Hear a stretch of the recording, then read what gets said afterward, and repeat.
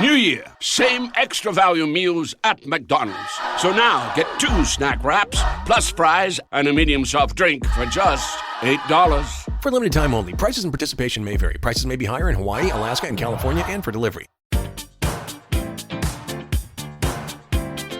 better not have no plans tonight. Movie time and it's feeling right. You're looking for a love that lasts. You'll find it at Romancing the Podcast. Ooh, ooh, baby, you had me at hello. Ooh, I love you. I know. Ooh, ooh, baby, you're the wind beneath my wings. Ooh, ah, I'll have what she's having. Thank you for tuning into Romancing the Pod. You had us at hello. I'm Quack Wesley. And I'm Quack Schlosser, which means Paige made us look at duck titties. So clearly we watched Howard the Duck. All right. So Paige, Yes. Was this the first time you saw this movie? It was my first time. This was the first time I have seen this movie, and I have a confession to make. Okay. Up front, you have a confession. Great. What's up? Let's do this. Okay. You were turned on by the duck. I get it. Yeah. No. I'd always heard about this movie, and you know how like when there's a movie that's in the zeitgeist that you haven't seen but you've heard so much about, you kind of picture it a certain way in your head. Yes. And 2 things that I had always believed about this movie without ever seeing it. 1, that the duck was the same height as everyone else. And that was not the case and drastically changed how I felt about this movie.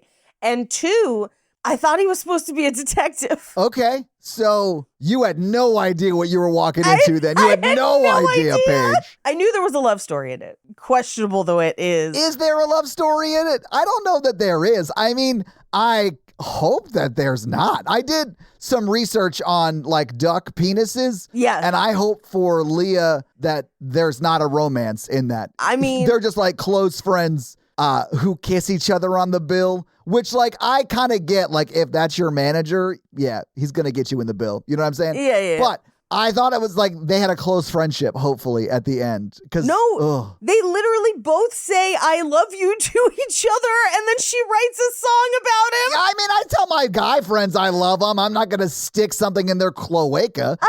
I think she wants the swirl, man. I think she wants the corkscrew. I mean, that is what it is. Yeah. I also read, as I was reading about the corkscrew penis, that it's painful and explosively fast, and I thought that was funny imagery out of a scientific brief. Did you look up the videos? No, I did not look at any duck porn. No, I did not. Todd? It's not quacking for me, all right? Todd, I need you to see this video. No, absolutely not. It's scientific. No. Yes. Paige, yes. Gross. No. Yes. It's on YouTube. It's not porn. I don't know that that's a fair delineation. Like, I guess porn is relative, but if I was Howard the Duck, this would be porn. It'll take me too long to find it. There is like an X-ray video of it basically expanding, and it is like crazy fast, like a like a birthday air blower, like It's like one of those wacky inflatable arms, but it's a dick. Kind of, and it's swirled. Well, I mean, there's a lot of swirl in those wacky inflatable arm guys. But like soft serve, kind of, you know. Oh, you mean like when you pull the crank and the soft serve ice cream comes out? You shouldn't. Yeah. Okay, guys. But it's way faster than that. Of course it is. But try not to think about a duck penis when you're getting yourself some soft serve next time. You're welcome. I've ruined soft serve for you. I've ruined bike helmets for myself with turtle videos. So like, you know what? Oh, because they try and have sex with the bike helmets? Yeah. And the noises they make. Ah. That's exact. That actually is probably your best impression, and you do some pretty solid ones. I'm just going to say that right now. Thanks. Oh, man. I kind of love that this sets up a world that we don't get to live in very long. That, like, there's, like, postmodern duckism. Like, it's like a whole universe. Right. That's a lot like Earth, but ducks, right? That's funny to me. Like, they had posters on the wall that was, like, My Little Chickadee and then, like, Breeders of the Last Stork instead of Raiders of the Lost Ark. And for a second, I thought we were going to get, like, Harrison Ford kind of, but like Howard the Duck. Yes. Who like gets transported to Earth, and then because he is an actor who can like do all these stunts or whatever he can like sort of fight, I guess. Maybe. But that's not at all what we get. We don't get any of that. Like John Carter of Mars, but with ducks. Yeah, kind of. I guess what I really wanted was like Featherston Ford and not Howard the Duck. Yeah. Like I wanted that in this. Because, I mean, I don't dislike the movie, Paige. I just will never watch it again unless I'm watching someone else watch it for the first time. Correct. It's like one of those kind of movies. I definitely would watch it under those circumstances. Yes. But I'm not going to watch it again like solo, you know? No. And I feel like this movie wants to have it every which way at any given time. This movie literally has very, tenuous attachment to any sort of plot. But also, they'll just pick a thing that they think it would look funny for a small duck to do and then do it to death for 15 minutes. But then they'll just switch to something else without any real story reason. And so, like, I got interrupted while watching this today. I had to, like, take a work call and whatever. And so I came back from my work call and turned it back on. And I was like, where'd they get a plane? Paige. Like, that's the experience of watching this movie. Paige, they're in that plane thing for, like, 15 to 17 minutes. It's 100%. So long. Like, it's so long, and they're flying so erratically, so close to the ground. I was concerned for the stunt crew and or possibly actors that were in those shots, just because it doesn't look safe. It does not at all look safe. No. Which I guess it's not supposed to look safe, so like, job well done movie, but this was the 80s, and people would die on sets like pretty frequently. All the time. So like I'm just shocked we got a Tim Robbins movie after 1986, I guess is all I'm saying. Because I thought they were all gonna die. Yeah, when people are like, why is SAG so militant? I'm like, because people die on set all the time. Yeah. Also, they're flying through like the back roads of Northern California at that point, like recognizably so. And you're just like, those are real roads. Like, what is happening? But like that plane, they're in that plane for 17 minutes. Now, I know that's not flying at the same like speed as a commercial jet. No, it's way lighter, so its takeoff speed's way lower. Yeah. Right, but like they're traveling a distance that only took them 10 to 15 minutes to drive the night before. And also seems to take them all night to drive back and then many hours of flight to get back. And you're like, where is anything? What is happening? And that's all of this because Jeffrey Jones downloaded some shit he shouldn't have once again. He literally downloaded a duck from a different planet. And like, okay, I thought it was really funny on the posters on the wall, not to bring him up again, but he has a Howard and the Heartbreakers. And I thought for a second, hang on, is Tom Petty's band famously the Heartbreakers ducks from this universe? And is that why they weren't allowed to sing? Because like that's all I can see now is like Tom Petty playing like a song like Free Fallin', and it's just like ducks behind him playing the instruments. I mean, it's like that Addicted to Love video, but instead of like women with guitars not playing them, it's just like ducks. It's just ducks. Yeah. I could not get over the fact that on his planet, everything is the same. We have the same movies, we have the same everything. They speak English. Not everything's the same. Well, them ducks got titties on his world. I don't understand it. Like, that's a mammal thing, and ducks aren't mammals. Ducks aren't mammals? Okay, Paige, are they implants? And then if they're implants... But then why? Why would you do that? How did society program her to think she needed a duck mammal boobs? I had the same thought. I could talk about this for 90 minutes with you. And then they would have added fake nipples on them? Fake nipples? Paige, there are a lot of people who, for whatever reason, have fake nipples, and that's great. Sure. But yes, they're definitely fake nipples, because ducks don't have nipples, Paige. Ducks don't have nipples.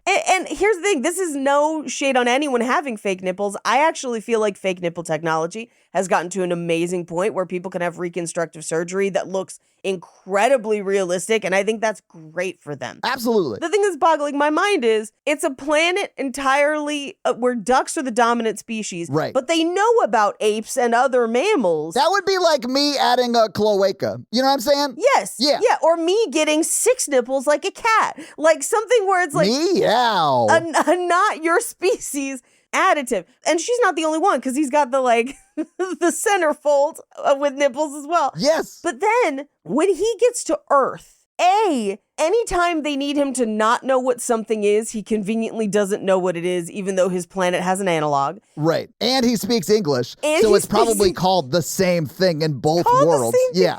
Yes. But then also, anytime he's like, where am I? And they're like, Cleveland. He's like, Cleveland. I was like, please, you definitely have some sort of duck pun, Cleveland, there. Right? We just, like, Cleve Lark. I don't know. But like, then also whenever people meet him, it's one of two things. People are either horrified that there is a 3-foot tall talking duck walking around, or they're just like, hey, little man, how's it going? And they completely ignore the fact that he's a duck. Right. It is entirely dependent on what the story wants to happen. There is no tied to any rules of this universe. It's completely random.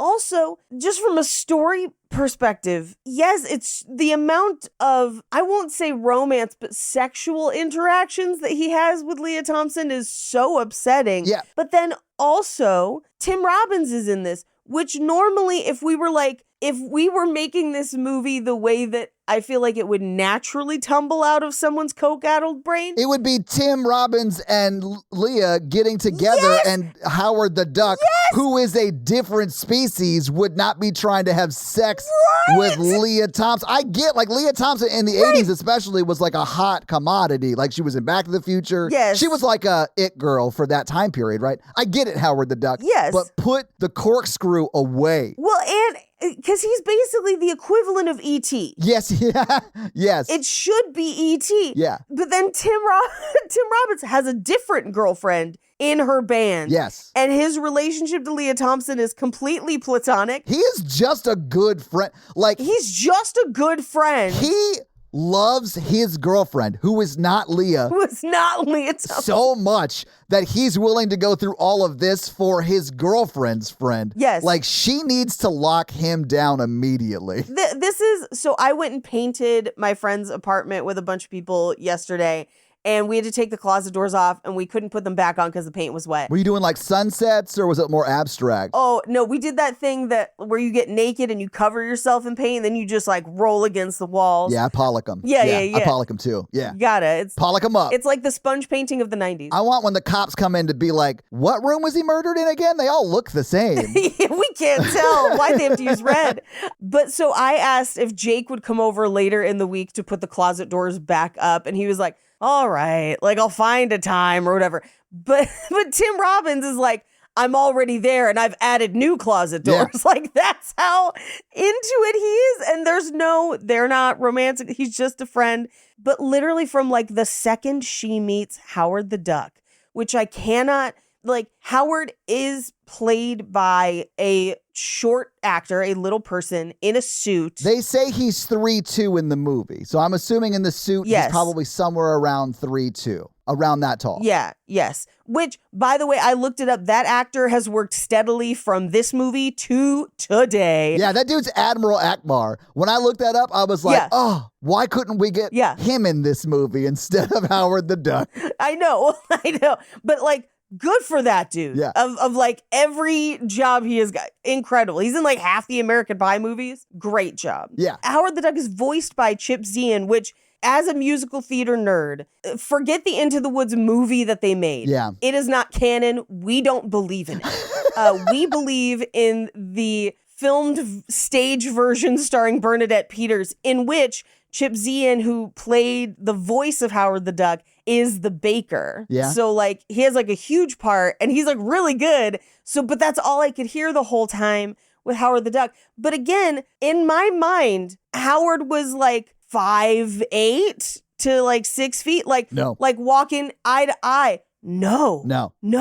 And it makes a weird difference. Like, I know it's a suit, so that always complicates, whatever. But like, I don't know why it made such a difference to me that Howard was so small, and therefore... Is it because he's childlike in some way? And yes. and Leah Thompson is like yo, Howard, are you down? What them feathers do. Yes. What, are you down? And is like stroking his chest, but also carries him at points. And you're like, oh, there's so much fucked up about this. Not to quote, I think Jay Sean and Lil Wayne, but she's like, Howard, are you down, down, down, down, down? Down, down, down. And he's down. like, yeah, I'm a duck. So yes, it's down. Yes. It's like mainly down, It's down. and then like a very downy. like a corkscrew situation. You'll find out later. Also, Howard can't swim. Paige, rude. That would be like, oh, can you not climb trees with your feet? Because not many people can. I can because, well, you see my feet, but not many humans today can, you know? I got them Cro-Magnon feet. True.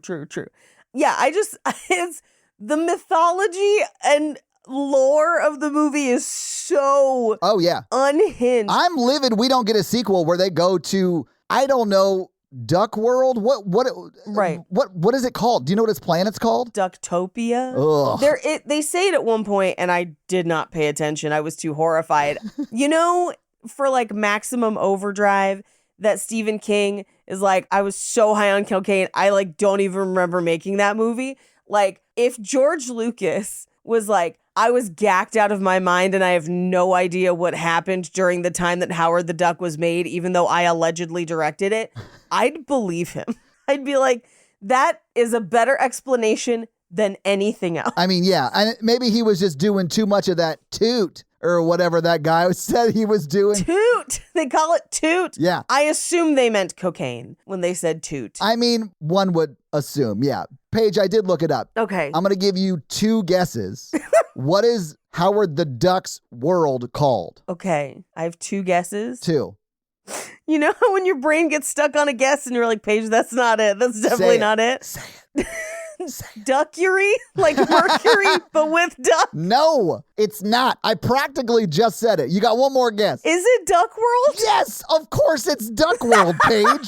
Paige, if you had to guess what Howard the Duck's last name was. It's Duck. It's Howard T. Duck based on his driver's license, which, by the way, looks like our driver's license. Yes, they have a real world allegory for everything. Why would he have a driver's license? Why did they have blooming ducks? Well, you know why. It's all puns. Because foul be shopping, Paige. Foul be shopping. Paige, the fact that, like, okay, I do want to say this because there are 2 answers here. The movie has him as Howard T. Duck, but in the newer Marvel stuff, his name was given a canon name of Howard Duckson, which to me is worse. Just Howard the Ducket, guys. It's fine. It's fine. As I was watching the movie, I was like, because they pull out his wallet, and I was like, Howard T. Duckman is what my brain thought it would be. Yeah. Because he's bipedal and walking on 2 feet, and I was like, Howard T. Duckman. I didn't realize he was bipedal. So you're saying like it could have been Leah or Tim.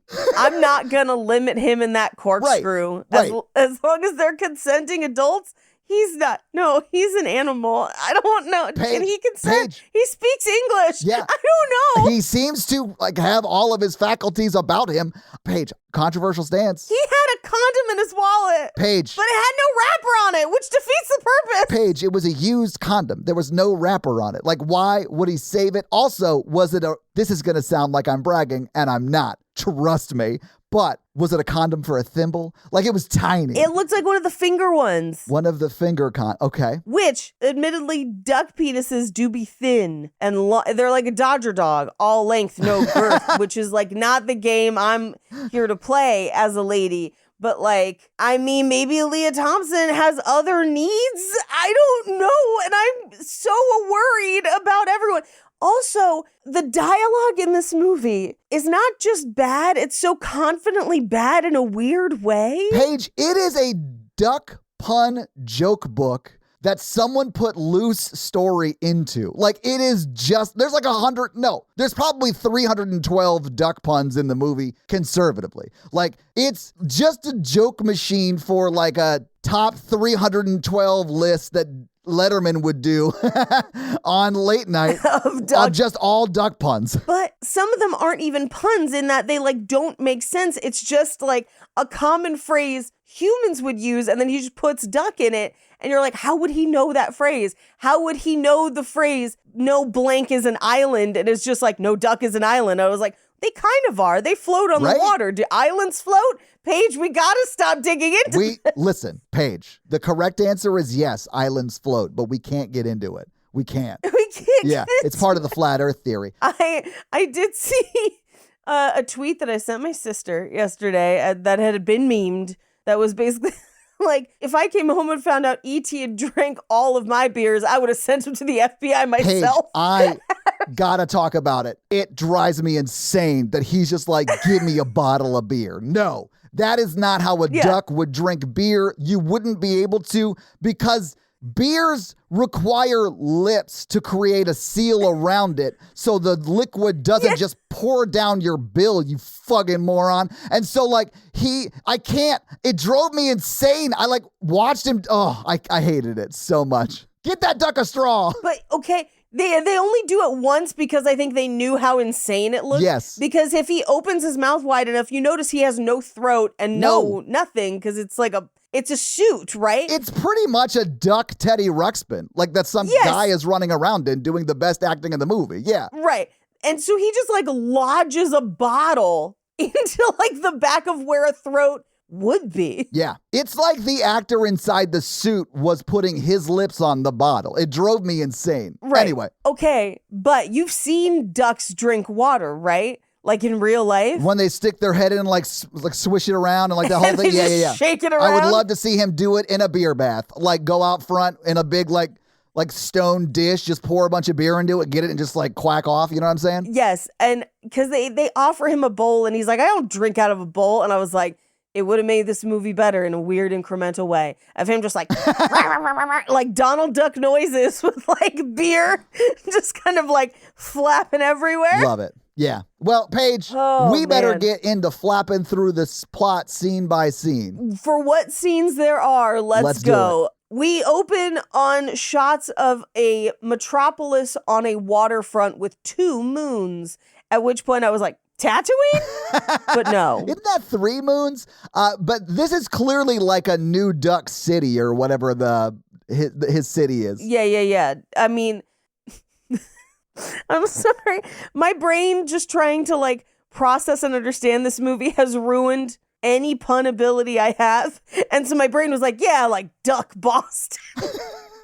Paige, you're just adding duck in front of or adding it to the end of things. Which is about what this fucking movie did. Oh, 100%. Yeah, 100%. Oh, the big quack pull. I'm shocked he didn't just say what the duck a bunch. You know what I'm saying? I would. Instead, they call people snot nose and they like skirt around swearing. And I was like, you had duck titties and porn in this. Right? Anyway, we spend our 3 minutes of credits just looking at how many duck puns they could come up with for movies that George Lucas had the right to parody in this film. Yes. It honestly felt like, have you seen the scene in Apollo 13 where they come in and they're like, we need to make the oxygen tube for this fit into the hole for this. Right. And they have to like, I felt like it's like that scene, but George Lucas walked into a writer's room and dropped like posters and like old scripts and stuff. He's like, all right, we got to make as many duck puns out of this for this movie we're writing right here. Yes. For the whole movie? Nope, just the first 3 minutes. I want posters. Just the first 3 minutes. Should we change Tom Petty and the Heartbreakers to just Howard and the Heartbreakers? Okay. Sure. There's no duck pun there, but yeah,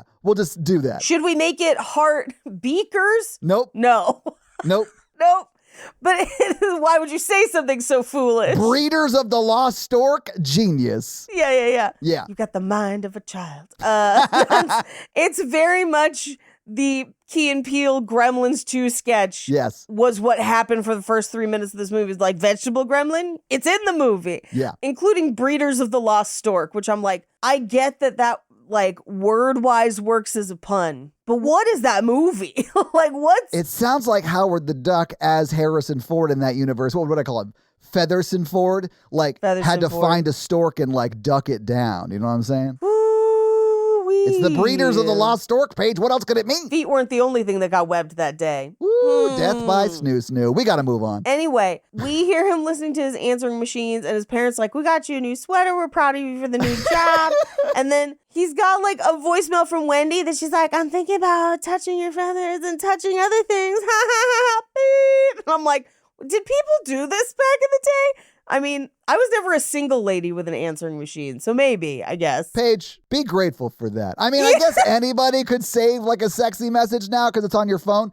But I do think if there was just a cassette tape with like people talking trashy on it, like trashy, but like in a fun way, you know what I'm saying? Like, yeah, I'd save that. I mean, first of all, I'd absolutely save that. Yeah. Secondly, and this is going to be a wild thing to say, how much harder would it have been to cheat if someone could just call and leave sexy messages that would play whenever someone came home and pressed play? Like your voicemail on your phone now, you have the password, but like just your house phone, like that's why people didn't want them to call them at home. I mean, I do think genuinely it was probably more easy to cheat back in the day because like Natalie, she knows the password to my phone and we have like the Find My Friend thing. So like, yeah, like, but you know, Howard is about to get sucked through a giant pink tube off of this planet and then sent to our planet through another corresponding giant pink tube. Right. I thought it looked a little bit like a birth canal. A little bit. Metaphorically. It doesn't look like one. It just like metaphorically, I think that's what they were trying to say.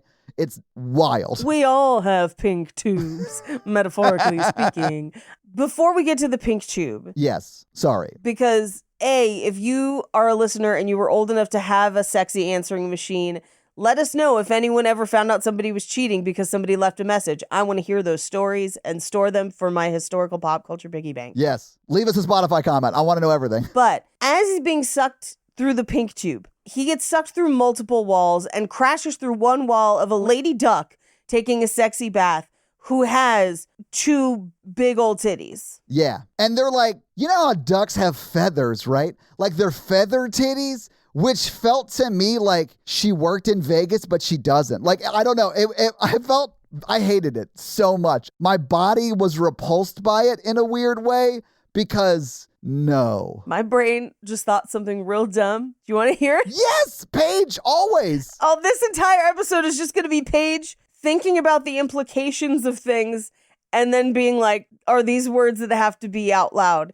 It made me think of like, man, what did they make Daisy Duck do to be pressured to be in the industry? And then my brain went, are Donald and Daisy immigrants? Yeah, but they came down from Canada. They're only here half the year. You know, they fly down. Yeah, for the winter. Yeah, yeah. All I could hear was like Walt Disney in the back of my mind from, and I'm pretty sure it's a Family Guy like cutaway, and it's like Minnie, but in this case it would have been Daisy, and him being, you want to be famous, don't ya? And her like, like taking her sleeve down. Yeah. Anyway, that's like a legit Family Guy cutaway with Minnie Mouse. It's wild. Yes.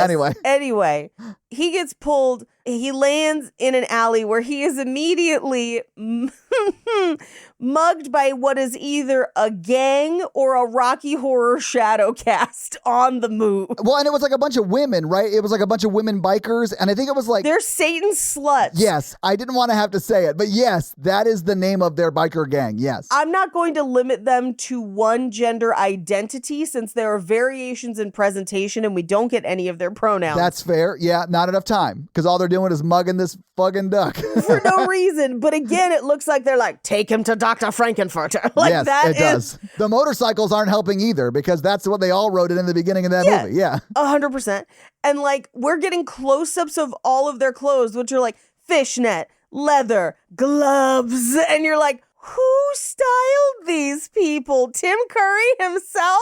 Like, what is happening? I mean, honestly, what might be happening is the Beat It music video. It came out around this time and it had a lot of similar imagery. Oh my God. But they take him to a music club and almost hand him to a man that looks very much like Tom Kenny. But I think Tom Kenny might be too young. I don't think it's actually Tom Kenny. It can't be Tom Kenny. Like, he would be way too young. Well, yeah, and I couldn't find a definitive answer because I think you're right. I think Tom Kenny would have been too young. But then they like hand him the duck and it sounds like SpongeBob. And I'm like, is it? Maybe. I mean, maybe it is. I don't see him in the credits. But, sometimes people get the crew uncredited. Yeah, although I think it would be too young. Like, that's what I was thinking. How old is Tom Kenny? I mean, Tom Kenny, I want to say, is almost my parents' age, which means that he would have been an adult. That could be, yeah. I mean, or at least an older teen, because this comes out in 86. He was born in 62, so he feasibly could be a young. Okay, yeah. He's almost my dad's age. Then he would have been an adult because I was born in 87.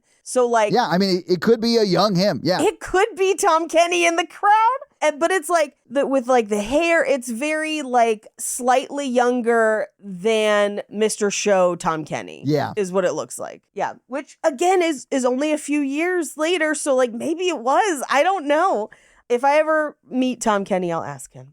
But as they're trying to like mug Howard, we get a lot of like, you snot nose, no more Mr. Nice Duck. Like, I know Quack Fu. It's that kind of like, was this written by a child? Like, I don't know if you remember the webcomic Axe Cop. No. But it sounds like Axe Cop. I mean, it's just a bunch of bad puns. It's like the most basic dad puns around ducks. Right. Yeah. But they try to mug him, too much toot. And then at this point, Leah Thompson is also kind of getting, like, he like hides, but then Leah Thompson is walking home. She's getting mugged. Yeah, because she was playing a gig at the dive club or the dive bar right there, which is like, it's actually kind of cool club, but the stage has like... where they're playing in a cage? Yeah, I mean, kind of. It's like they have like chain link around the fence, so I guess people can't like jump on stage or whatever, which they did the same thing in the first Blues Brothers. It's like chicken wire or whatever. Yeah. But yeah. Honestly, I'd do comedy in a cage. I'd say some wild shit if I knew you could throw things and they wouldn't hit me. Oh, but then you would just you wouldn't get hit with beer bottles. You would just get hit with beer. And that's like not as bad, but also gross. Right. But she's playing her song Hunger City with her band. Right. And then the gig's over and like Howard the Duck hides because he just got mugged or whatever.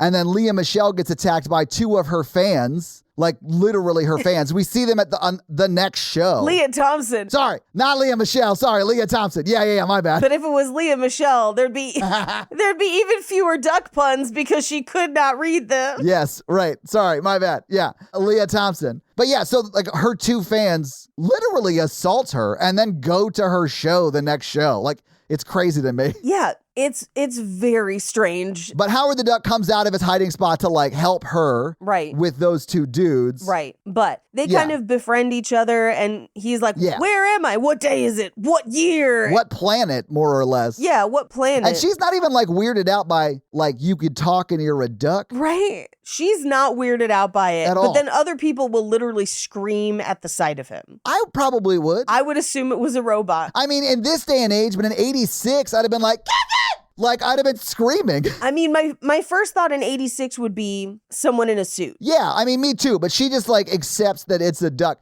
I wonder if it's just like, hey, listen, I'm just into radical acceptance. However you want to present today, I will call you. Right. Are your pronouns quack and quail? Like, whatever, I'm happy. Whatever. To just whatever. You just tell me, and I'll just respect it. And then maybe she's just really good at that. Maybe. Yeah. I would wonder if there are things that are maybe not going great for her mental health later, but like, we'll get to it. Paige, I actually do know, and I also know why I made that faux pas about Leah Michelle, because this is the scene where Leah Thompson says, when he's like, what's the name of your planet? She says, Earth, I think. When I wrote down that note, and you'll understand why I wrote it, I wrote, Leah Michelle isn't 100% sure if this planet is called Earth. Which I did mean Leah Thompson in my notes, but I don't know that my note's incorrect. Earth? I actually don't know if Leah Michelle is dumb. I just heard the rumor that she can't read, which is, I'm sure, not true, but very funny. No, and it's definitely not true, but it is one of my favorite dumb rumors. Yes. Because a lot of and people will like build like slide presentations online of like proof that she cannot read, and the implication is that she has learned everything through music, much like R. Kelly did, who R. Kelly is illiterate. This is like a known thing about him. Yeah. That Leah Michelle basically learned everything through song and left school at a point where like she would have learned to read, and it's implied that she like never went to homeschool or anything, and unless you sing it at her, she doesn't learn it. And it's like a bunch of different weird things that are just her making a weird choice because I think she's a very eccentric person. Sure. That people are like, see, she can't read. And then literally this year, Jonathan Groff was like, I've seen her read, you guys. And we were like, he's part of the conspiracy. He's like, guys, it's a flex. She can read, but she's at a level where she doesn't have to. You know what I'm saying? She doesn't have to. And as a musical lover, if I could hire people to just like summarize the shit I need to know day to day in song format, I'd probably pay for that service. Yes. Anyway, they get back to Leah Thompson's apartment, and this is where she offers him a beer. Right. Which, like, no. She tries to put it in a dish, and he's like, I don't drink out of a dish. I'm like Would have been better if you did. I'm like a fully grown up duck. I got hands, no wings. You know what I'm saying? Yeah. And I went to med school. He only went to med school for a few semesters, Paige, which, okay, I get that. Excuse me, swimesters. How dare you? But Paige, he like didn't finish college because, you know, in a band didn't go well. You know, so like got a job in marketing. I was like, son of a bitch, am I Howard the Duck? Like, band didn't work out, so transition to marketing. I feel very attacked by this movie. I feel like Howard and the Heartbreakers lost their record deal to Flock of Seagulls. They were slightly more aerodynamic. Yeah. He went where all former entertainment industry aspirators go. Ad copy. Yeah, marketing. Yeah. But he then like falls asleep in her windowsill as she's just like, but that's why you're here, to learn how to like, you know, revitalize your life. And he's asleep. And then she's like stroking his feathers in his sleep. And I was like, oh, I'm so upset because it's both equal parts the way that you would pet like a cat of like, oh, so cute. But she's also like, oh, and you're like, oh no. No. Yeah, I felt very unsettled by the whole thing. I didn't love it at all. I don't feel safe. Kind of gross. But this is when she like rifles through his wallet. She sees the pictures of his dad, the pictures of like a lady, I don't know. And then the thimble condom that's used, or at least not in a package at all. I think it's just not in a package, which if you're going to carry a condom in your wallet, first of all, don't. The friction of your wallet can often cause tears in the condom, rendering it ineffective. But it's definitely ineffective if it's not in a package. Don't ever store condoms out of their packages. They'll dry up and become unusable. Yeah, like I always, like, just to remind myself, I'll put like a Post-it note and I'll be like, don't take it out of the package until you use it. And I'll staple the Post-it note to the condom so then I won't forget it. Right in the center. Yeah. Yeah. I'm always dunking mine and stuff for flavor. Jake, bring me that dipstick. We gotta move on, Paige. We cannot talk about this. Just like Fun Dip, I coat the inside with candy powder and then I like lick and then stick it in. And anyway, so this is also where we see the wallet. This is Howard T. Duck. Yes. And again, I was like, Duckman. But then we cut to the next day where she's trying to take him to like a natural history museum to talk to her friend, who's Phil, Tim Robbins. Yes. But she's just got him in a trash bag and then is talking to the trash bag. And the fact that the taxi driver doesn't pull over and be like, lady, I don't know what's in that trash bag, but get it the fuck out of my car. I don't know. Like, especially once it starts talking back. It sounds like there's a adult man, but, you know, 3'2" adult man in your trash bag. Right. And like, I'm not into this kinky whatever. Like, I'm not consenting to this, so get out. It's child size, but deep voice. Like, but also a beak, but also not human at all. Like, oh my God, is it James Van Der Beek? Sorry. He's their most famous actor. He's gotta be, right? He's got Van in his name. He's practically royalty over there. Oh my God. What if he's like, we sent a guy down here years ago. He was our most attractive one. And it's James Van Der Beek, who's just like a duck that has had a lot of plastic surgery. He looks like that lady gremlin. Anyway, she gets him into the offices. Oh, but she gets him into the office saying that I'm going to take you to a scientist. Right. And like Tim Robbins is like a lab assistant. Like they refer to him as a janitor later. And I felt so bad for Tim. To the point where he basically quits to be a stage manager. If they like blew up and became a hugely successful band, I do believe because he is like dating one of the people in the band and the other one owes him a life debt. Like Leah owes him a life debt.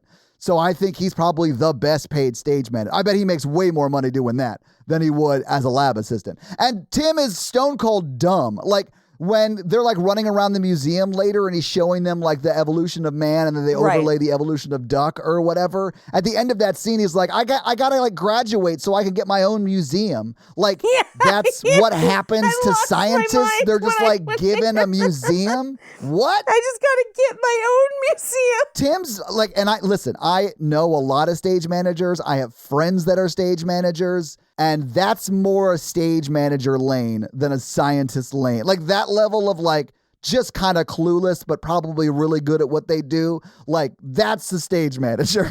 Tim Robbins needs to get out of the museum. That'd be like if a stage manager was like, I'm only an assistant till I get my own theater. Right? It's like, I mean, maybe, I guess, if that's what you choose. But that's one of many things in this movie where it seems like people just don't understand how real life works. Yeah. Like, we'll cover a few of them, but this is one of those of like, just until I get my own museum. And you're like, what? But this is also where he's like, Tim Robbins also says, it's a bird, it's a plane, it's a duck. It's a duck. And I'm like, 2 of those 3 are birds. Like, what are you saying? Like, yeah, are you doing your own 12 Days of Christmas where it's all birds, but you forgot about that planes weren't birds? I think he was trying to do like the Superman allegory. Like, it's a bird, it's a plane, it's Superman or whatever. That would be like saying it's a bird, it's a mallard, it's a duck. Like, that's not a joke. Those are like categories scientifically speaking. But also, you could put anything there. Like, I know the phrase, but why would this duck know the phrase?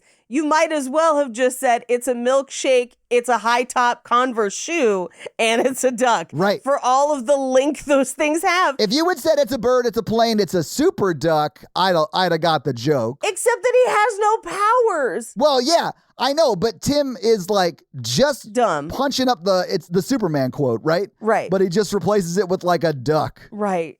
Yeah. Well, and then, so he shows them the evolutionary ladder. He's like, I think there are multiverses, and in your planet, the dominant species is ducks, and you've gone through the same evolutionary ladder that we have, literally right down to having the same movies. Yes. But yeah, that's what happened. He's like, yeah, no shit. Every duck in school knows that. Well, he's talking about the... Could have saved us some time, duck. But he's talking about the evolution specifically. He didn't know about the alternate like worlds, literally. And it's not even like multiverse theory, because I don't think that had dropped yet, like in real Earth. I think it's called that.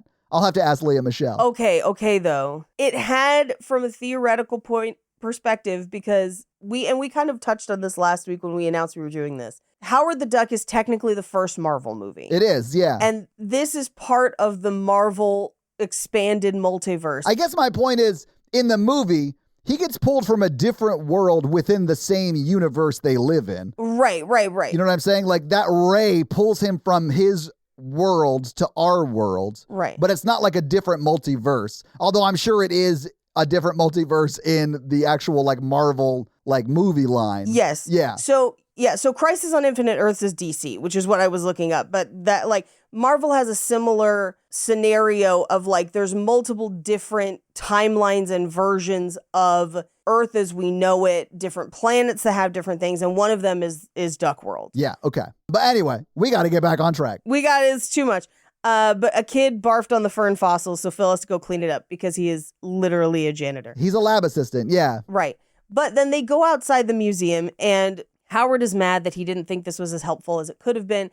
And people are screaming as they're seeing him, which again, is just conveniently when they want people to scream, they scream. When they want people to completely ignore everything and just accept that he's a duck, they do. Well, they literally cut from this scene where like a class kind of runs up on him and like touches him. And he's like, get off of me. And they kind of freak out because he's talking and run away. Right. And then it cuts to him in like an unemployment office. Right. Because he's like, I'll go get a job. And the lady there is like talking to the duck like it's a duck, but like it's a member of society and like this is normal and she's just the best at doing her job, you know, which is weird to cut from kids screaming to this. Yeah.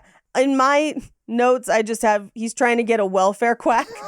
Fucking stupid. But she gets him a job at a brothel, I guess? Like, it seems like a brothel. Okay, let's fucking talk about this. Yeah. Okay, it is either a brothel. Okay. Or It is an illegal bathhouse in which you can rent private jacuzzis by the hour. They definitely are renting them by the hour, yeah. Right, which I know have existed but are way less common because they're pretty conspicuous. I'm sure they do still exist some places. As opposed to, let's say, a hotel room that you would stay at that happens to have a jacuzzi in it. Amazing. Right. This is just a jacuzzi that you are like a coin operated. It also seems like there are steam rooms and stuff. So you like go and have a steam and then you go bang somebody in the hot tub area and then you go back into the steam room. It was wild. Anyway, it seems like a terrible place to work. Yes. Because there's no way he's not unplugging and unclogging drains 24/7, you know? Yes. And like, can I just say, yes, if I could guarantee privacy, sanitary, and good working conditions for everyone, I don't hate this business plan. as long as everyone's like on the up and up, yeah, I don't care. Right. My issue with this in the movie is A, the people seem to just be having sex in the hallways, like not even in the reserved spaces, but also... Or at least starting there, yeah. Right. B, what illegal sex work enterprise is advertising employment with the unemployment office? Exactly. Yeah. So I mean, in this version of Earth, it must be legal. Or this is just like a place you take an intimate loved one on a night out, I guess. And that's like, I don't know. Which could be. It could be. I have heard of a comedian having a similar job to what Howard the Duck has at an illegal place like this that eventually folded. But like, again, I don't think you get that job through official means unless they're like, we just need a jacuzzi technician and we're going to say we're a jacuzzi shop or something like that. That's like not this. We're a jacuzzi showroom. Right. A private jacuzzi showroom or whatever. Yes. And we rent them by the hour. Yeah. Right. So like if you want to come take a look at this jacuzzi for an hour, it's going to cost X amount of dollars. Right. And Veronica here will show it to you. We'll show it to you. Right. It's like that kind of vibe. Exactly. But it's like this weird bonkers inclusion in like, this should be a kid's movie. This should be written to be a kid's movie. The story's so absurd. Not this part of it, you mean, though, right? But that's what I mean. This shouldn't be here, yeah. right? Yeah. Like, this should be like E.T., which is traumatizing for children. I was very traumatized by the FBI at a young age. But, like, E.T. is structured like a children's movie. That's kind of what Howard is. Yeah. This would be like if you made E.T. get a job at a brothel. Right? Right. Yeah. Right. He's giving out glowing handies. Like, you don't want that. Right. It's like in Rocko's Modern Life where you realize as an adult that he works at a sex line, like a phone line. Okay. I know you don't know what that is. I don't. A lot of our listeners will. I mean, I know what a sex line is, but I don't know what... Yeah. Rocko's Modern Life was a cartoon on Nickelodeon starring a wallaby, a tortoise, and a large cow. And Rocko the wallaby's day job seemed to be at a phone line that he was always answering, but the signs in the background say like, keep them on the line, hot and heavy or whatever. So you, as a grown-up watching it, you're like, Rocko works at a sex line. And it's like well documented on the internet now. Wow. Okay. Anyway, honestly, Rocko, it's a blast. But yes, it would be like if E.T. got a job at the cat house for a weekend, just randomly in the middle of the movie, because he literally like does this job and then quits. And I'm just like, what was the purpose of this? You had sets and extras and like this scene means nothing. It doesn't tie to the rest of the movie. I mean, if they hit the button of, well, I can't get welfare anymore because I quit my job, so now I have to like move in with Leah, like that might make sense, but that's not any of the motivations for any of the stuff that comes after it, you know? Right. So like, you don't need this scene at all. We don't need him to leave Leah Thompson at all. No, we don't. Because all he does is this. And then he like sees about duck hunting on TV and he's like, aw, and then realizes he's back at the place where he fell from space. So he goes to see her band. Yeah. And then we get into him like roughing up the manager and getting the money because he had like heard her talk about it and like fighting her fans. And it's just like him in the audience settling scores and fighting with people for 25 minutes. Yeah. Well, he's like talking to them at the bar and then they start fighting with them and then like he's winning and then they're winning and then he's winning again.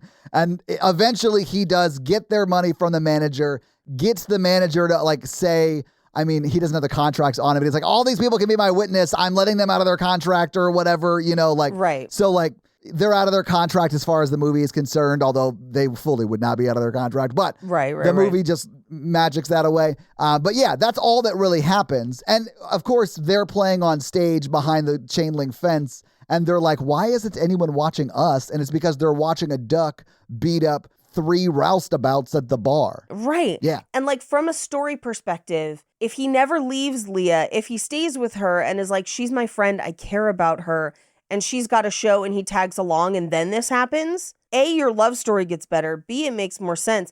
C, we don't have a weird brothel scene in the middle of the movie. Right. Like, what? But like after the show, he's, like, hey, I got the money, I got the whatever. And then Phil shows up. And this is where we find out that Tim Robbins, a.k.a. Phil, is dating another member of the band that we only meet that one time. She's like, I think, the other guitar player. She's not. Yeah. No, I think she's the drummer. I think she might be the drummer who plays like John Stamos. Yeah. She stands up and plays. Her name's Ronette. Okay. Is her name. Okay. And the name of the band is Cherry Bomb. And they were opening up for the Box Boys. And I wrote all that down because I was like, this is ridiculous. I mean, Cherry Bomb is just like a Runaways song. Right. I've never heard of the Box Boys, but it feels as low effort as the duck puns in this movie, so I allowed it. Yeah. Where they were like, they had like drawn a box on a note and been like, insert band name here. And then we're like, oh, we forgot to do that. Box Boys. Am I living in a box? Am I living in a cardboard box? That is actually a real song by a band called Living in a Box. Not even joking. It's their only song. Yeah. Yeah. In my brain, the Box Boys, I just heard, that's me in the corner. That's me in a cardboard box, losing my religion. But no. Anyway, Phil is like, okay, we thought there might be an ancient race of large ducks. No. Okay, maybe there's this other thing. I thought that was stupid too, but I need to test a feather against another specimen, and I'm going to like work with another scientist, and then I'll get back to you. And he's like, why I oughta. Well, he does the why I oughta because he like non-consensually steals a feather off Howard the Duck. A tail feather. Yeah. No one said shake a tail feather in this, and they should have. He should have said it anytime Leah Michelle and him needed to go. Not Leah Michelle. Leah Thompson and him needed to go somewhere. Remake this movie with Leah Michelle. Would love. But this time the duck is 8 feet tall. Paige so badly wants to make this duck fuckable. I need to, or else it's so weird. It's so weird at this height. You're right. Which, like, okay, Paige, we're going to take away ducks' wings, give them hands. We're going to give lady ducks boobs. Right. You know what we're not going to do? Make them regular human height. Like, it seems like just finish the thought, guys. Yes, just the average height. And here's the thing. It's like, it's not just the height. It's what comes along with it and the way they treat the height. Because if this was just a human actor at that height, which I know it's that in a suit, but let's say this is the actor inside the suit just playing it not as a duck. No one would treat him the way that they treat the duck, because they'd be like, well, that's a human adult, and so we're going to treat it like a human adult and not occasionally toss it around or care, like, because it's a human adult, right? And because it's a duck, they're like carrying it and all this, and it feels very childlike or very creature-like or almost like an R2-D2 that's not an actual love interest in the movie. And then they're like, yes, because this is where it happens, right? Because they go back to the hotel. It's her flat. It's not a hotel, but yeah. Flat, not a hotel. Sorry. It's her flat. They go back to the flat and they're sleeping in the same bed. And it's weird because he like hits on her a bunch and is basically like, I like your butt. But then when she's like, all right, what you gonna do about it? What them feathers do? He's like, oh, I don't know, like performance anxiety. But they're getting undressed. Yeah. I mean, she literally is like, yo, are you down? Like, that's like she is about to smash. Down, down, down, down, down. Yeah. That's what we call your feathers. It's down. Which, you know what they say, like, when Howard's on top. Don't come and knock it. No. Like, it's like so still, but like under the covers, like shit's going insane. You know what I'm saying? That's what they say about ducks when they're on top. You know what I'm saying? Still waters run deep. Yep. So deep. Oh my God. So thin and so deep, Paige. I hate it. Yeah. I hate it. She's like stroking his chest. And I'm like, Oh, no. like, no. Paige, you know what I thought about the chest? Where are his nipples? Because we saw a lady duck with tits. Why doesn't he? I can't get into it. But like I was confused. I was legitimately confused. And I feel weird that I expected to see nipples on him, the duck. You know? I just want a shirtless like poster of Howard the Duck that just says, where did the nipples go? Because then no one would understand it. You know, they'd be like, ducks don't have nipples. It'd be hilarious. Well, and we do get a shirtless view of him in a bit, and then I know they treat it like she's checking him out, and I'm like, I hate it. Paige, when the soldiers like dress him down and down to his boxers, she is like checking him out through the door. She's like, yes, I should have let him get his still waters in me. No, I'm just picturing his feet paddling. I mean, I don't know what their sex is like, but it seems violent and quick though. So would she? Because they talk in the scene of like, I don't know, maybe like have some kids or whatever. I was like, what kids? Can you breed? Like, would she lay an egg or would she give birth to duck hybrids like platypuses? Like, what is it? I'm so furious we never got a sequel to this. Like, what? Wait, don't platypuses lay eggs? Yes, they do, Paige. Then I don't fucking know. I don't know. All I know is eventually at some point, Howard does try to get up in that platypus. You know what I'm saying? Oh, I am convinced that they are in a long-term sexual relationship by the end of this movie, and that's why this should be on Horror Virgin. I agree fully. I also do want to point out that in this scene, when Howard goes back to her apartment, he starts playing on her like keyboard setup, like the drum machine keyboard setup. And it sounds like the theme to every movie Chevy Chase was in the 80s. It's synth that is oddly quacky. And I can't describe it any other way than that, other than they have made some of the synth notes vaguely quacky. And like, as he's playing it, it was everything for me not to be like, life is like a hurricane here in Duck World. Race cars, lasers, aeroplanes. It's a duck blur. Because that's the kind of shit it sounded like.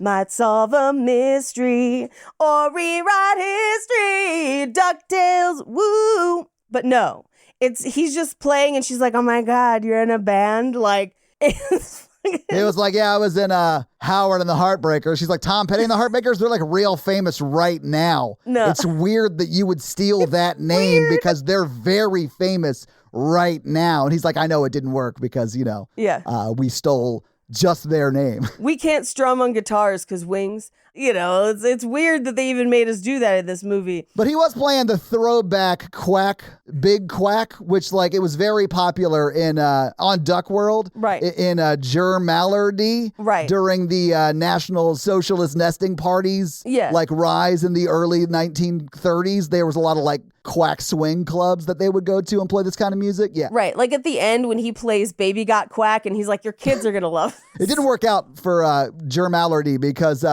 It doesn't work. Like Bill Tater ships don't work. No, not really. Not really at all. And then he did some original work with a band called Vagine. It's better if we don't talk about it. Until that bonus episode. I know. Where we talk about it. I'm going to talk about it. I'm so upset. Anyway, his weird quacky music. And then she's just like, I'm in a band. And he's like, I don't know, you're pretty hot. She's like, what you going to do about it? And they're like, he's protesting a little bit, but also kind of getting into it. And they're like, I mean, if they weren't interrupted by a pedophile Page, like, they would have had sex. Yes. Whatever that looked like. And I'm so mad at Jeffrey Jones for busting up the scene. Yeah. I was thankful he did, even though I was like, no, the principal from Ferris Bueller. But like, they bust in. Yeah. And they're like, hey, we have evidence that your feather was also found in this lab. We had this big laser because man's hubris of science, and we didn't ask if we should do it, only if we could do it. And we shot into space and brought you down here. And I guess we could reverse it, but they spend like 2.5 minutes just talking incomprehensible science speak about whether or not they can reverse the polarity of the laser. Which lasers, like, it's not a tractor beam. Like, that's not how lasers work, although it's just magic. So, like, it's fine. Whatever. It's fine. But Jennings is the guy who controls the machine that creates the pink tubes that can transfer you from world to world. Right. And he refers to that as not a transportation device. It is something to like monitor the gases in Alpha Centauri. Sir, you developed a transporter. Yeah. Like that can transfer. It's like you found a Stargate and you're like, I'm going to use the Stargate to like just test gases on the edge of the universe. That's not what you're using a Stargate for, Jenkins, or whatever your name is. And the tube's in the space, and the space is in the hole, and the hole is in the laser, and the laser's in the ground, and the green grass grows all around and around, and the green grass grows all around. Yes, he's essentially like, it was a weather balloon, but it transmitted aliens. Like, it's crazy. Swamp gas from Venus caused the laser to pull you from Duck World. Like, it doesn't matter. Anyway, they're going to go back to the lab to try and basically reverse what they did. So he's like packing up to go home, and she's like, here's some Polaroids of my band for you to like, use or whatever. Yeah, and he's like, hey, pack up because you're going to come see me off, right? Yeah. And that's when she gives him the Polaroids. Yeah, yeah. But he also like barks at her a little, like seductively, which was weird. I mean, how else are ducks going to flirt? I mean, yeah, it was weird though. You're right. I didn't love it, but I kind of understood what was happening. I mean, at a certain point, I was just kind of like, in my brain, it just says, in my notes, it just says, how does he know about dogs? But like, I just have to assume that like dogs on his planet, the same as dogs on our planet, but that means that they have multiple dogs that are bigger than them just around. I mean, yeah, because there are dogs that are taller than, 3 feet 2 inches. So for sure. Your average large Labrador or Golden Retriever could knock this dude over. Yeah.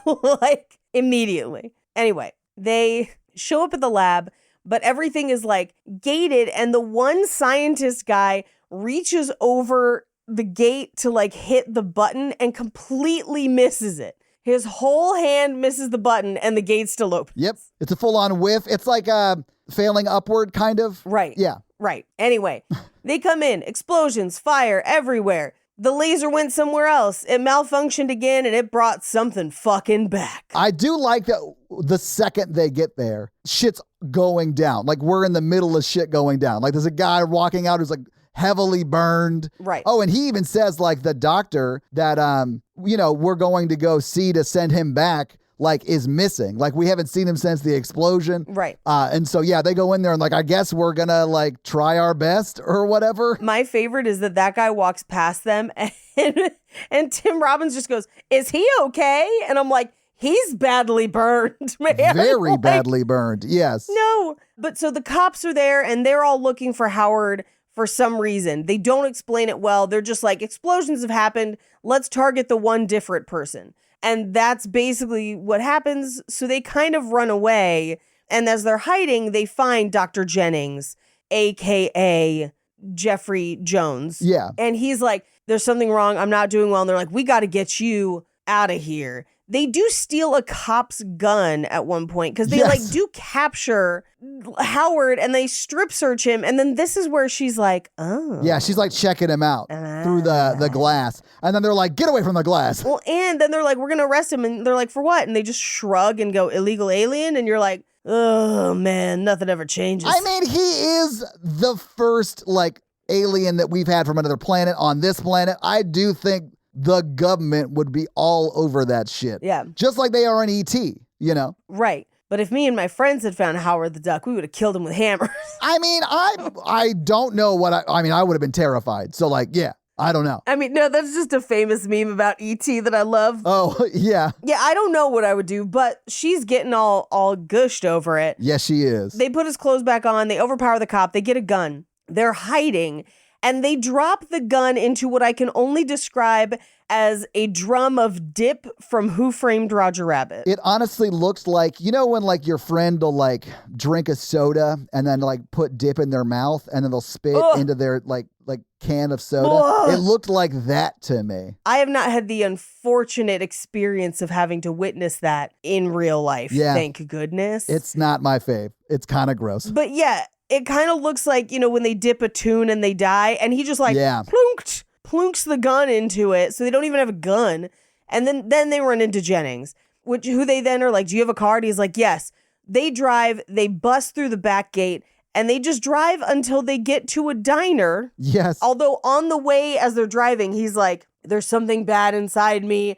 I don't know. Like, I mean, he literally is talking. He's talking like this. And he's like, oh my God, there's something evil inside me. Evil has landed, Mrs. Torrance. Yeah. Yeah, that's what it sounds like. We then go to a restaurant where we are about to spend a half hour of this movie. Paige, did you happen to catch the name of the restaurant? Joe Roma's Cajun Sushi. Yeah. It's like all over the place. They are not in the South. They are not in Japan. No. Oh. But this restaurant has just like a bigger menu than Cheesecake Factory, I think. Like there's so many like types of food on the name. You know what I'm saying? Right. There is a place in my hometown that has Chinese Mexican breakfast crepes. Yeah. And my dad used to make a song about it as we would drive past. It was like, Chinese Mexican breakfast crepes. But this place also seems to function like a Waffle House. Yes. Because at one point he's like, no one will be prepared for the battle. And she's like, nah, people fight here all the time. But they're all in they're like in candy striper uniforms. But then there seems to be like a hibachi grill in the center of this restaurant. Yeah. If this is a real place. No, of course it's not. There's no way this is a real place anymore because the 80s probably killed it. Like, I mean, yeah, maybe. I would love for this to be a place, but there's no way this is a place. Anyway, I do also love that they go and like drive off a cliff and then it lands them at the diner. I was like, how does anyone else get to this diner? But Jennings is having a full-blown, like, the dark overlords of the universe. You beamed one of us down. I want to beam more of us down, but I need energy. This is a complicated lore that I think ties into the Marvel multiverse, kind of Galactus type thing. But I don't have time to explain it now because no one in our audience has a framework for understanding that. But also there's a legion of demons. And it's like, he sounds as crazy as the rest of us do explaining the Marvel universe. Like, yeah. And they completely ignore it. They're like, you ain't feeling good, huh? Like, it's just, like he's fully like growing giant cheekbones and a forehead and his eyes are changing colors and he's exploding mustard and ketchup and they're like, food poisoning? Like, yeah, this is way beyond that. It's bonkers. Yeah. But he's going to bring down others. But at a certain point, for some reason, Howard sends back his eggs because eggs. He's not a cannibal, Paige. Right. He doesn't care about global warming. He's not going to eat those eggs. Right. And then somehow gets into a fight with the other patrons who decide they're going to try and cook him. Yes. Yeah. And it's all kind of happening at once. It doesn't super make sense. They put him on a table and they just start sprinkling lettuce over him. And I was like, that's a finisher. They start seasoning him, Paige. They start seasoning him, but then they're just throwing lettuce at him. And I was like, lettuce comes later. Like, what are you doing? They're about to cleave his head off to cook him. And she is like, no, that's my boyfriend. And you're like, oh, yeah. They haven't even had the define the relationship conversation. That would have been so funny if Howard the Duck had been like, I don't even know if we want to put a label on it like that. I don't want to put a label on it. I care about you a lot, but like, right? I don't really believe in monogamy. You seem like a great girl, but I kind of want to keep things open and explore this further. But yeah, he's my boyfriend. And she's like, Jennings, help him. At which point, Jennings goes like Super Saiyan. Yes. To help Howard. Like to the point where he's like glowing, right? Right. And she's like, well, Howard's got the code key. How did Howard get the code key? Unexplained. One of the guys at the science museum gave it to him. Well, but no, it's like Jennings had the code key. Oh, I think he got it from Jennings before he got to the diner and he was still sort of present in his own body. When they get to the diner, he just literally says, I died. And now I am this thing. It's like the worst improv class I've ever seen. It's so funny. No, Jennings holds up the code key at the table and is like, I'm going to bring down the rest of the demons the code key when I use the thing later tonight. Like he fully lays his plan out, James Bond villain style, and then puts the code key back in his jacket. And then later she's like, but Howard's got the code key. And I was like, since fucking when? Like, what? Maybe Howard lifted it. Maybe. Could have. Would have been cooler if he did. Yeah. But at this point, I checked the time. and there was 40 minutes left in the film. I did that many times throughout this movie, and there was always more time left than I felt like could be possible. Right. So Jennings gets up and goes Super Saiyan to get the code thing and like basically destroys this restaurant, but then just kind of like drops Howard and then steals Beverly to take back to the lab. He doesn't really explain why until they're in the truck, but then he's like, I need another human body to bring a demon into. Will he need a human body later? No, they will completely abandon this rule. But like... Well, no, she's strapped to the thing to receive the body. Yeah, but she doesn't have anything in her. And then the demon gets knocked out of Jennings. So then he's not in a body and he's just a giant scorpion. Yeah. I guess like you just have to like receive it. Like grow it like Alien. And then have it blasted out of you, I guess. I don't know. Because Jennings seems fine at the end of this movie once it's blasted out of him. So who knows? Who knows, right? And so he's got her in the truck. At this point, Howard is like, I've got to go save her, but I don't know how to, like, I can't get there. I can't get in the truck or whatever. The truck like almost runs over him. So he like pretends to pose with farm animals outside the restaurant until the cops show up.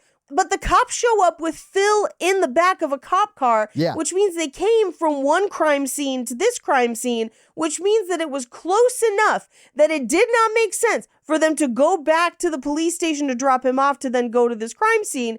So why does it take everyone else hours to drive back to the lab? That's a very, very good question. Just because the movie needs it to, but like... Right. Anyway, he breaks Phil out. And he's like, let's steal a cop car. And he's like, no, that'll be conspicuous. Wait a second. We could steal this plane that happens to be next door. Yeah. But then they spend all night working on the plane.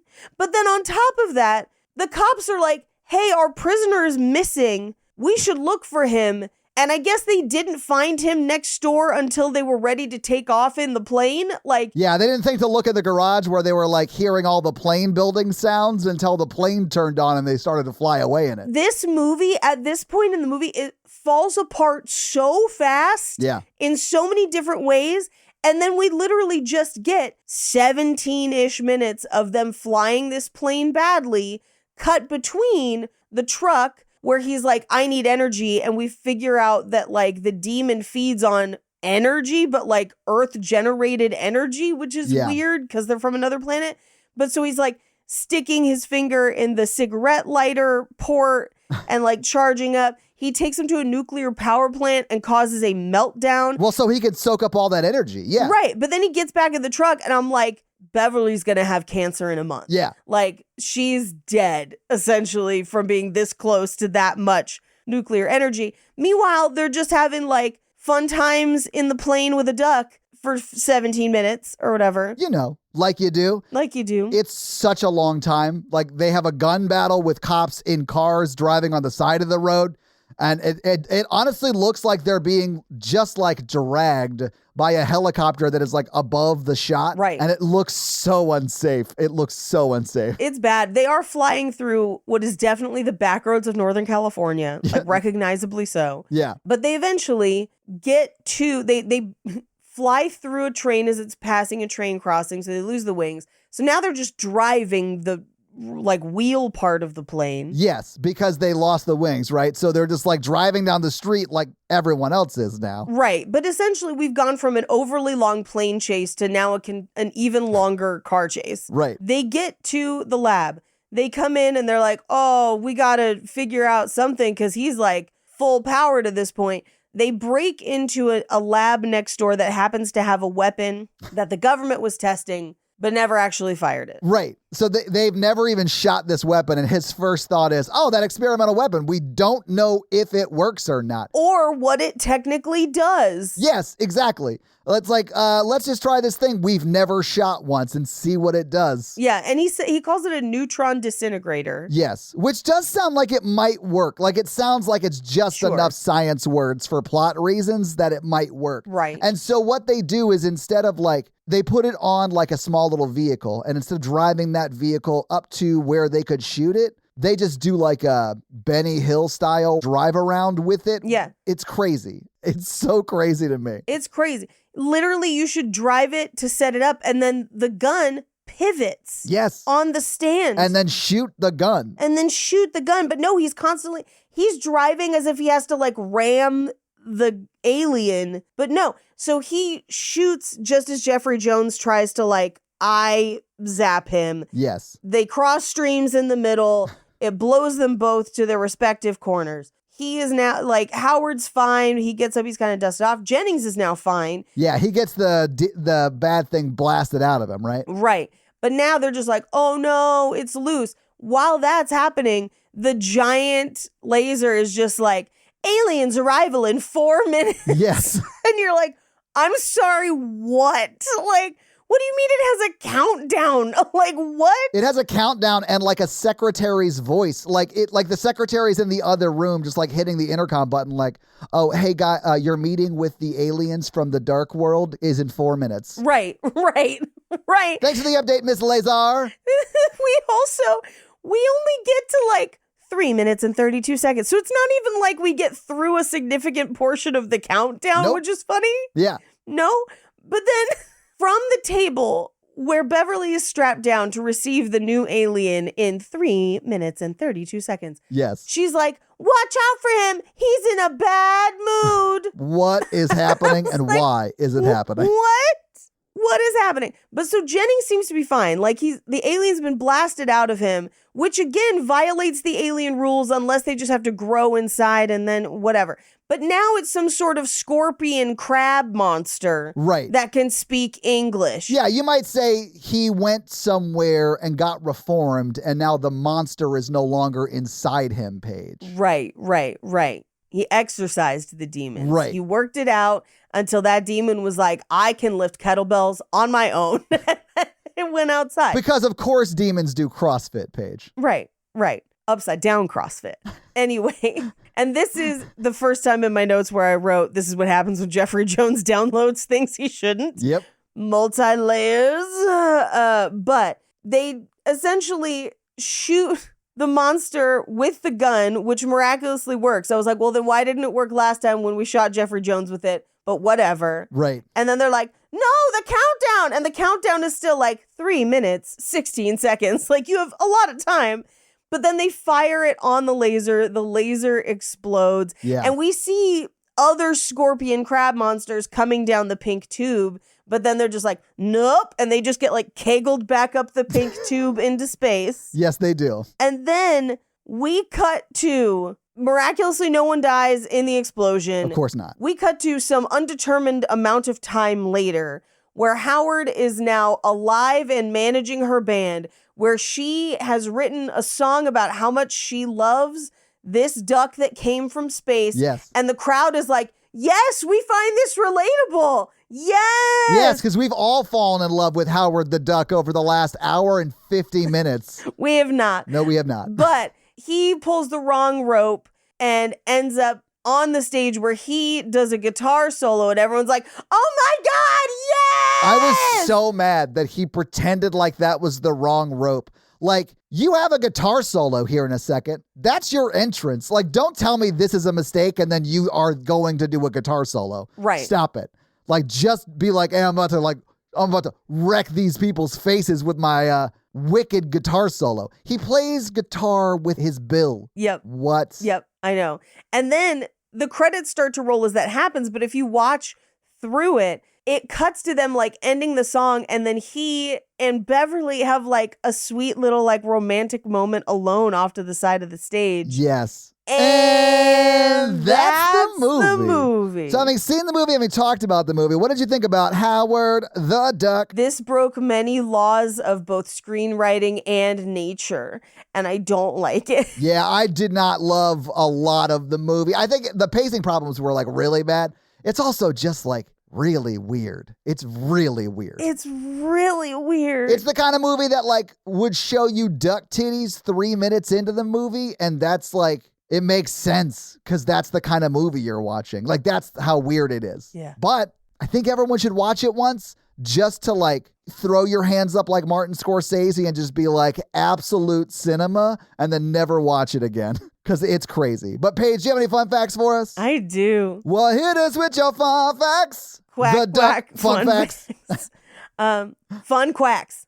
Anyway, according to reports at the time of the movie's release, George Lucas had just built the $50 million Skywalker Ranch complex in Marin, California. Okay. Or just outside of Marin. That is very likely where they shot all those plane scenes. Is just in kind of the roads in and around Skywalker Ranch.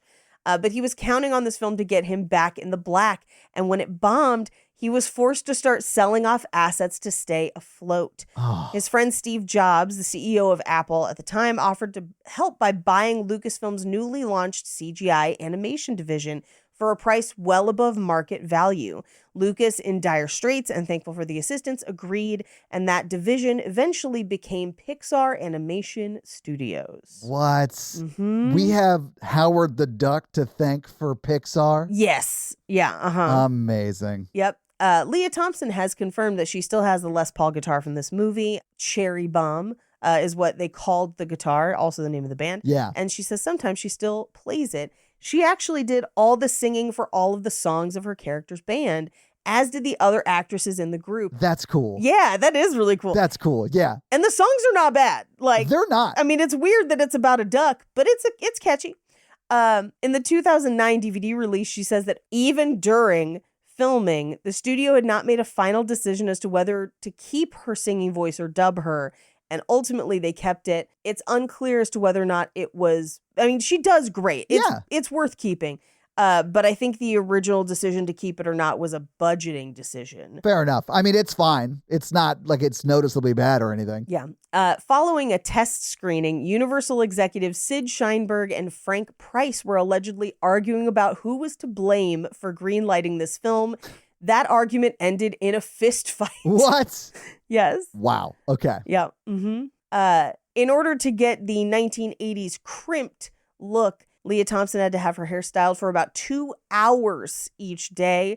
She admitted later that she was not very happy about the way her hair turned out and should have worn a wig instead. I mean, fair. Yeah. Yeah. Although she does dress insane in this movie. I don't even hate it. It's just like very 80s. It's very 80s. Yeah. I dig it. In 2017, they actually screened a 70 millimeter print of the movie at the Egyptian Theater's Beyond Fest. About 400 people were in attendance, including Leah Thompson. Oh, wow. Nice. Yeah, she said that event was actually better than the original premiere for the movie. The duck suit cost $2 million alone.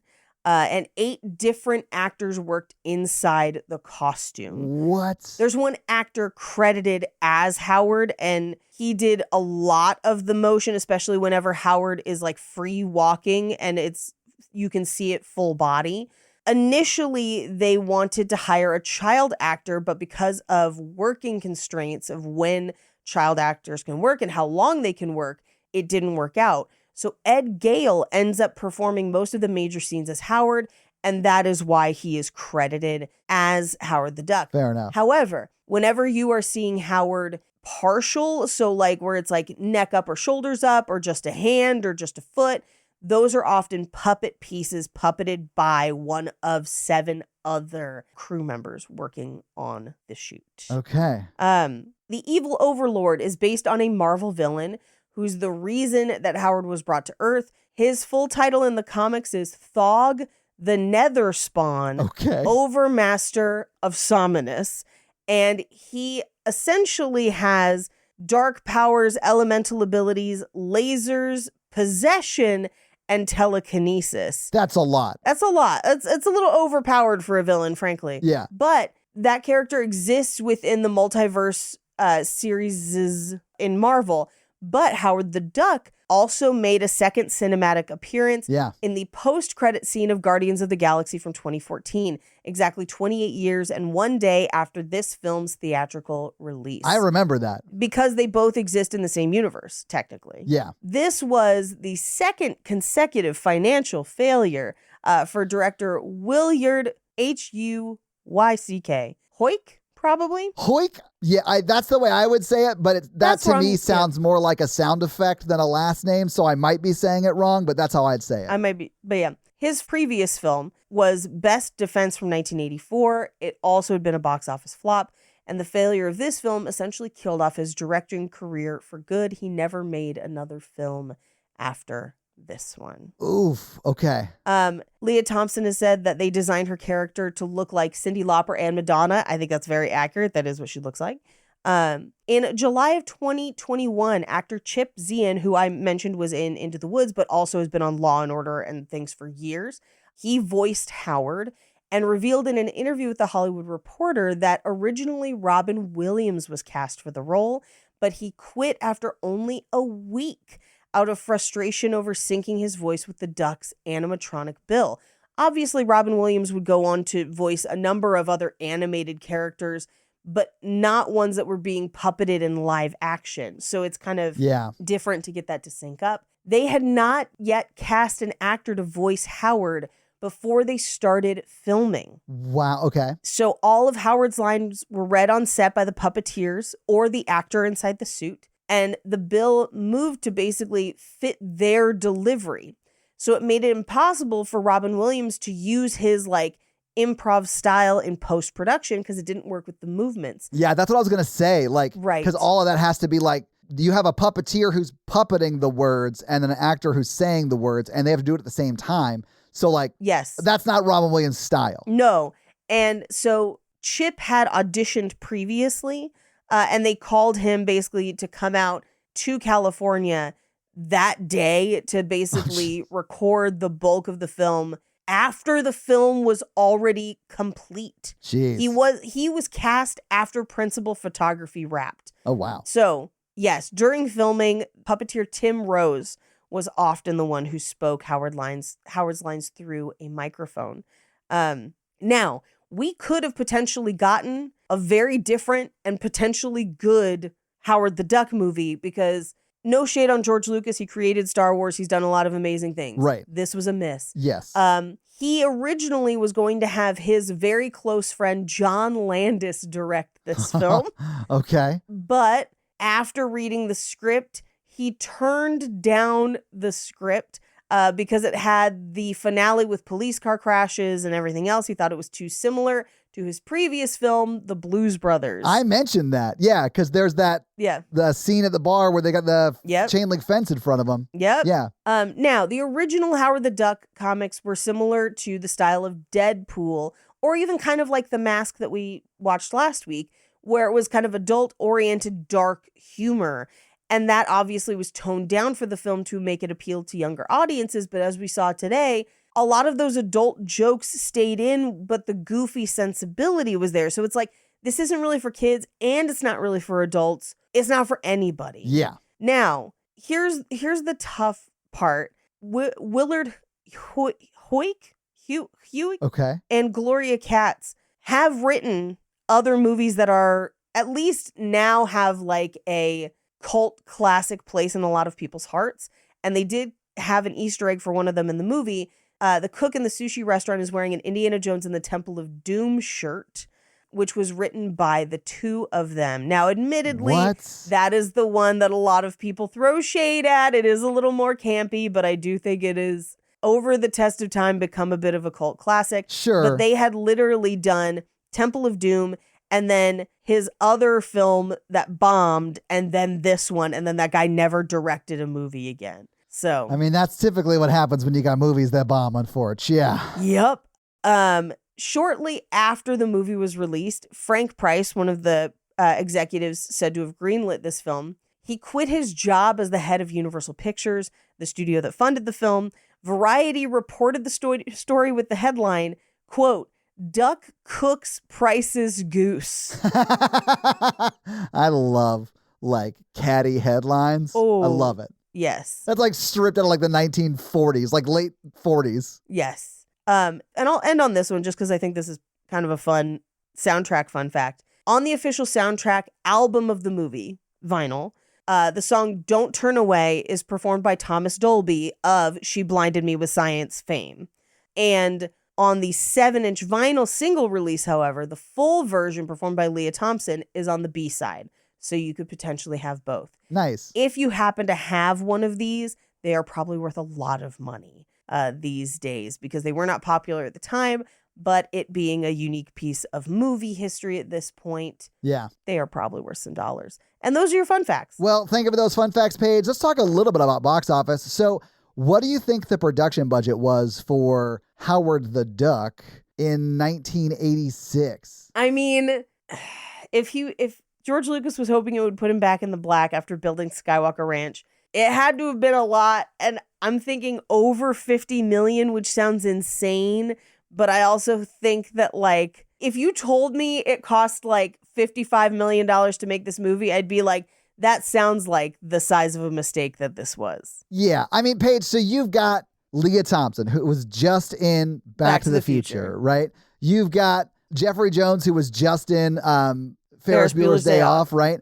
And so, and you've of course got... You've got pre-fame Tim Robbins. Yes, I'm sure Tim Robbins had been around for a while. I'm not sure if he had done anything like very, very big before this movie came out. You've got the guy that would eventually be the cop on CSI.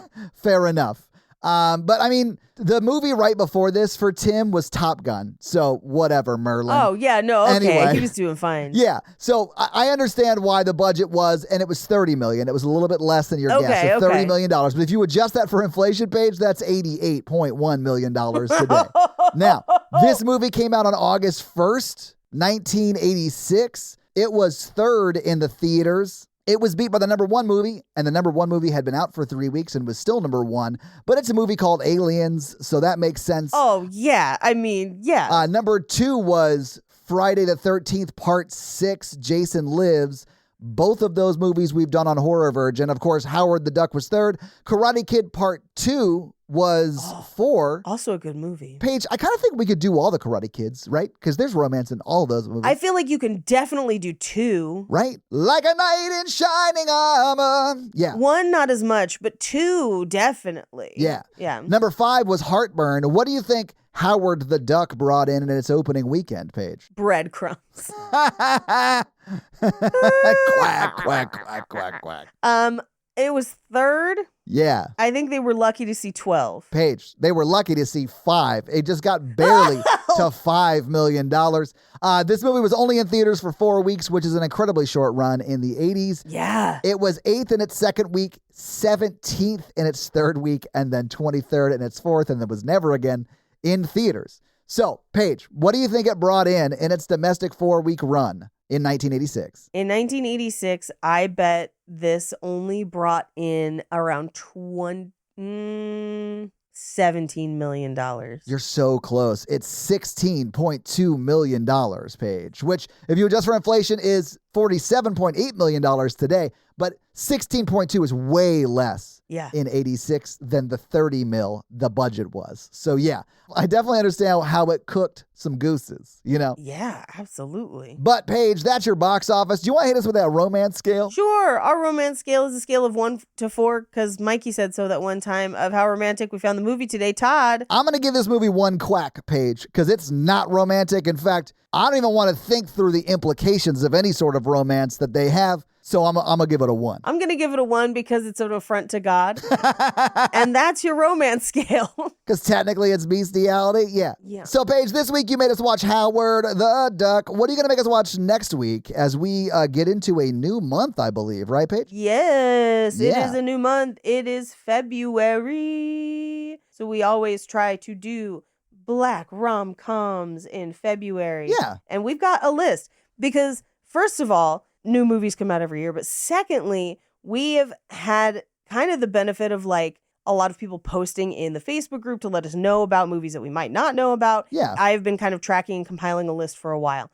We're going to kick this month off with a fun one that I actually remember when it came out in high school, but I have never seen it. So we are going to start with Deliver Us from Eva. All right, so that's your homework for next week is to check out Deliver Us from Eva and then check back for that episode. Hey, Todd, do you have any reviews for us? I do. This week, I'm going to read one of our Spotify comments from our most recent Robin Hood Men in Tights episode. I'll go ahead and read Shannon, although there were a lot of comments that were kind of like this. And Shannon went on to say, no one is immune to Carrie Elwes. And like, I agree. Like I famously in that episode revealed that I had kissed a man and I did not like it, but I do think Carrie's a handsome dude. Like I get it. I get why people think he's attractive.